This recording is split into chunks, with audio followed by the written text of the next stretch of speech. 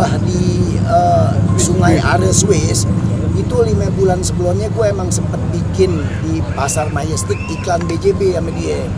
Cuman anak sih memang pendiam, sampai gue tanya sama sutradara, gue kan biar kate suka ngelawak, suka sedikit-sedikit ikut sinetron juga nggak pernah tahu nih anak laki siapa sih, bintang film mana sih gitu kan. Nanya gue sama sutradara, itu anak laki siapa yang sama teman perempuannya gitu. Oh itu anaknya Gubernur Bandung, Pak Ridwan Kamil. Oh Jawa Barat ya. Gue deketin, ikut di sini juga, iya Pak Opi kata dia. Anaknya memang nggak banyak omong, tapi memang tuh anak baik gitu, maksudnya sama orang tua tuh sopan gitu. Nah begitu gue dengar berita di TV, anaknya Pak Ridwan Kamil. Jadi gini ya, sebetulnya memang apapun yang Allah udah takdirin, kita sebagai manusia, sebagai bapak, gue sebagai bapak kalau misalnya kejadian itu di gue, ya paling kagak soal kita sedih itu udah pasti ya. Cuman kita balikin lagi lah. Kita balikin lagi sama Maha Sang Pencipta nih. Segala sesuatu yang tadinya nggak ada jadi ada. Dan suatu saat kalau Allah mau kita nggak ada lagi. Kita tadinya nggak ada jadi ada. Nanti suatu saat waktunya kita udah selesai dan habis. Mau tua, mau muda, mau bayi nggak ada ya nggak ada lagi. Jadi semuanya ini memang diuji soal kesabaran. Ya mudah-mudahan yang ditinggal Pak Ridwan Kamil beserta istri dan semua saudara-saudara mudah-mudahan ikhlas nerima apa yang kehendak Allah Subhanahu wa taala. Kita mudah-mudahan kita doain kalau seandainya memang Eril ini anak baik, mudah-mudahan Allah memberikan tempat yang layak di sisinya, dan yang udah jelas memang dia meninggal dalam keadaan yang baik, keadaan meninggal dalam posisi mau nuntut ilmu ya di Swiss ya.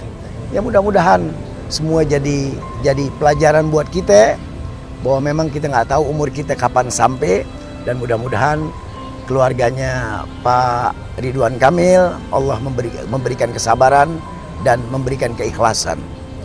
Begini, kita manusia nih hatinya nggak pernah salah. Gue nih baru kenal sama Eril saat gue bikin iklan BJB, tapi hati gue, perasaan gue kenal sama dia udah lama bener. Jadi orang baik itu dimanapun, walaupun kita nggak kenal, gugahan gerakan hati kita lain kalau sama orang baik. Ya kan kita kayaknya ya udah ini aja, udah tersentuh aja kayak di sini sama Ustadz Zaki kita bikin sholat goib kan. Jadi memang gerakan hati kita Allah udah atur tuh kalau buat orang baik gitu loh. Jadi terentak aja sendiri kita mau bikin sholat goib. Jadi memang Eril ini anak baik banget, dan maklum lah kalau misalnya orang tuanya berasa kehilangan, maklum karena memang ini anak laki baik banget si Eril nih. Mudah-mudahan kita doain Allah kasih tempat yang baik, Allah kasih tempat yang layak, Allah sayang dia. Kita nggak tahu rahasia Allah apa buat dia, itu aja.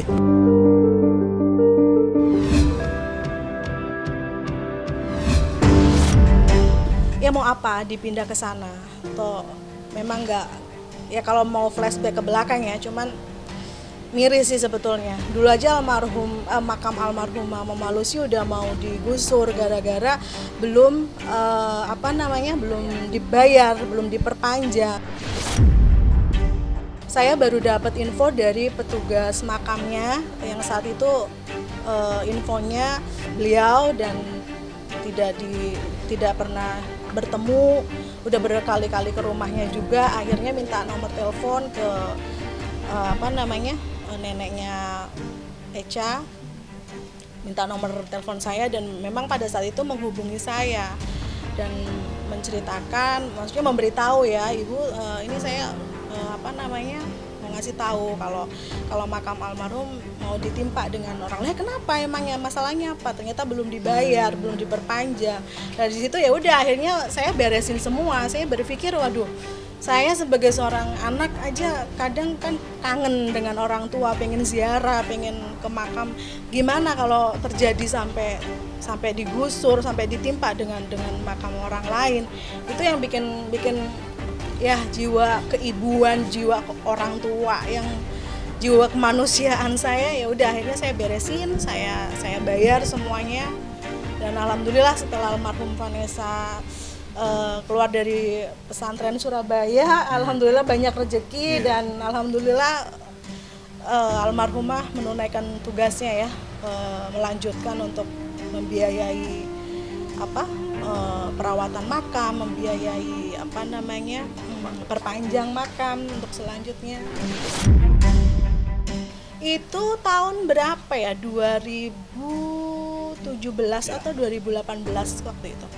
Waktu saya perpanjang ya. Karena di makam itu kan 5 tahun sekali kalau nggak salah. Itu harus diperpanjang gitu.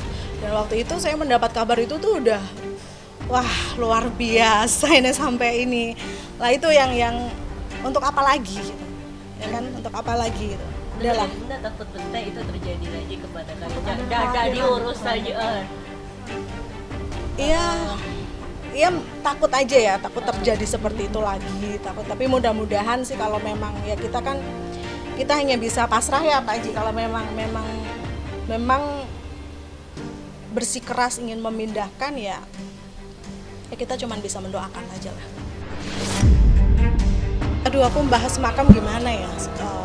Ya kalau dari pihak aku pribadi, gimana ya aku ngejawabnya? Ya kalau aku rasa nggak perlu semua itu nggak perlu ini mereka udah meninggal, mereka udah ditakdirkan untuk sehidup semati. Terus alhamdulillah Pak Haji pun udah punya tempat yang berkesampingan. Mungkin beberapa kali saya pernah posting juga di media sosial saya pribadi, almarhumah nenek kakek saya dimakamkan bersampingan dan almarhumah bapak ibu saya pun dimakamkan bersampingan. Sebagai anak saya sangat terharu, saya sangat bangga ketika ziarah ke makam beliau dan melihat mereka itu benar-benar sehidup semati.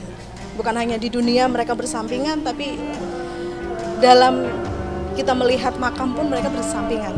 Mudah-mudahan insya Allah di sana juga mereka selalu bersama ya Pak Haji ya. Jadi nggak akan menanggapi, jadi no comment aja. Jadi hanya tetap mendoakan yang terbaik ya, baik untuk mantan istri.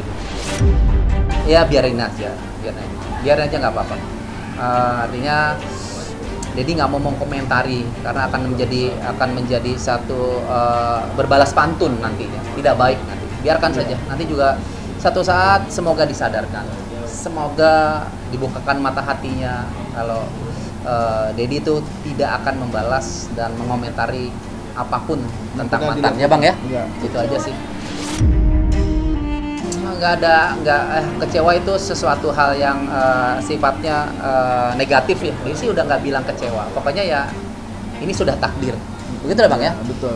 Harus Dedi terima dan Dedi jalankan. Tapi sikap Dedi ya seperti itu. Dedi tidak akan membahas dan mengomentari apapun tentang mantan Dedi.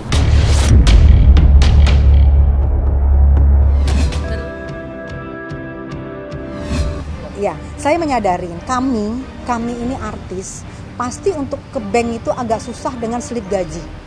Dengan slip gaji, kenapa saya sebelumnya itu ada masalah dulu juga yang miliarder.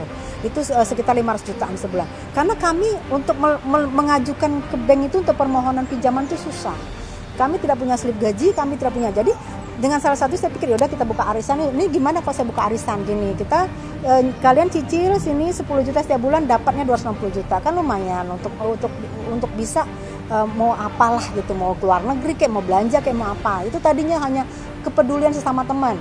Karena kita suka ngumpul tuh di PI, suka ngumpul, suka ngopi-ngopi bareng. Ya udah Mbak Tessa aja dong yang pegang. Mereka dari teman itu sendiri yang minta, Mbak Tessa yang pegang aja deh. Katanya arisan gini. Ya udah berani segini ya Bang, berani. Ya udah jalan. Ya sebelum narik sih lancar. Setelah narik tuh sebelum narik lancar. Begitu sudah narik mulai satu orang mulai narik nggak bayar, yang kesini ngikut, narik nggak bayar gitu.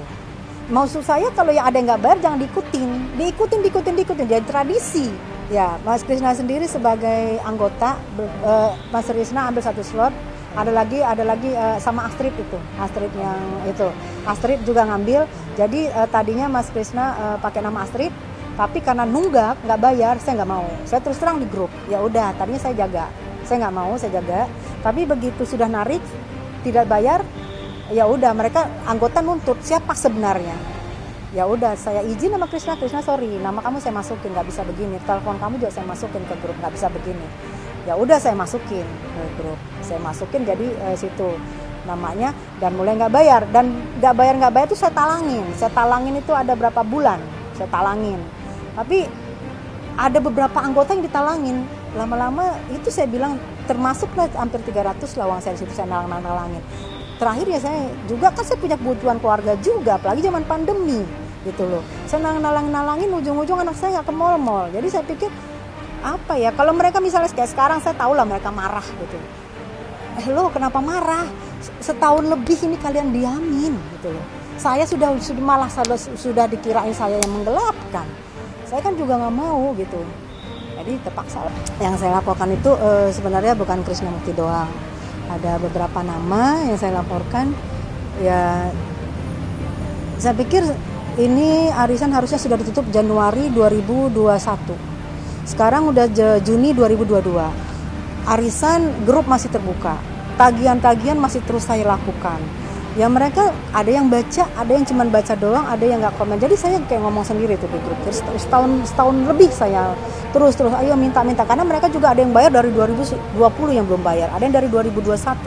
Jadi saya pikir apa ya, saya ditegur sama anggota arisan juga ini yang belum terima haknya. Mbak Tessa kalau nggak lapor katanya nanti dikirain Mbak Tessa yang menggelapkan ini gitu. Kalau Mbak Tessa nggak lapor, kami yang lapor. Nah saya kan ditantang. Kalau saya nggak ngelaporin, mereka ngelapor.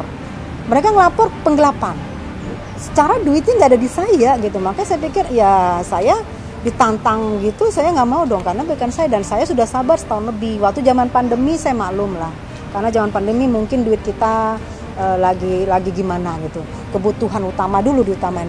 Tapi saya diamin kok malah makin diem. Malah yang ada yang keluar dari grup, ada yang ini, ada yang ganti nomor. Malah ada yang ganti nomor coba.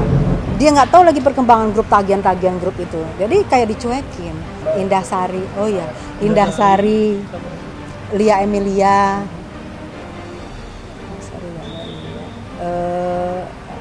ya kata namanya ada Arum Muhaimin, ada Lisa Hendriani. Mereka lancar semua ya Mbak Tessa?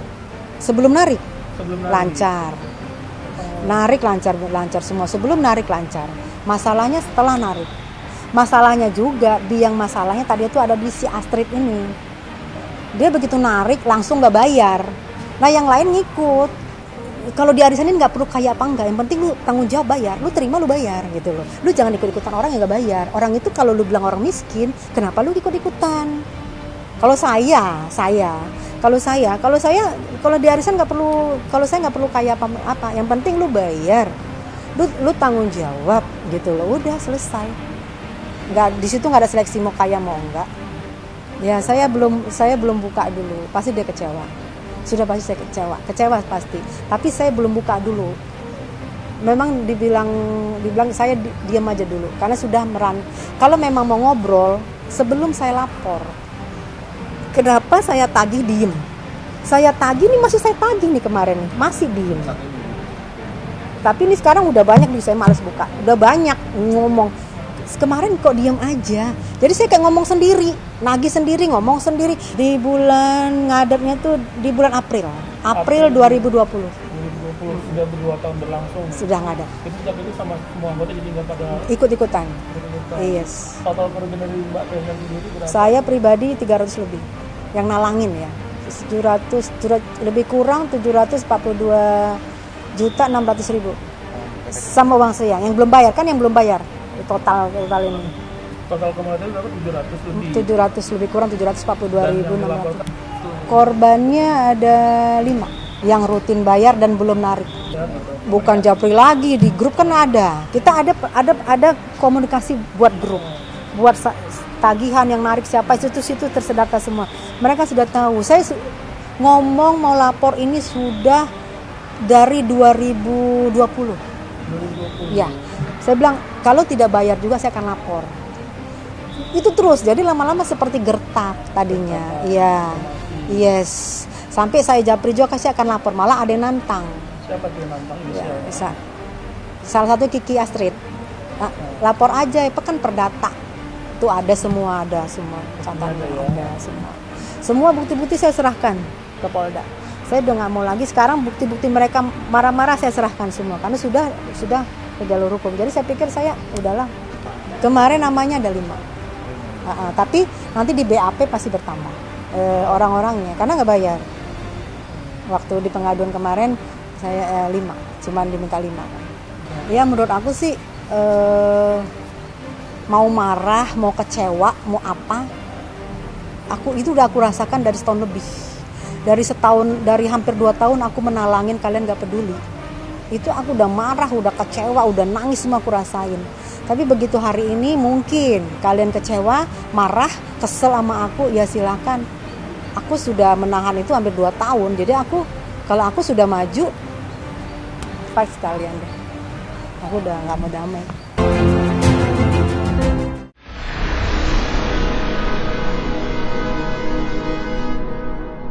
Jadi jangan lupa untuk subscribe Cumi Cumi. Ditekan ya tombol lonceng merahnya.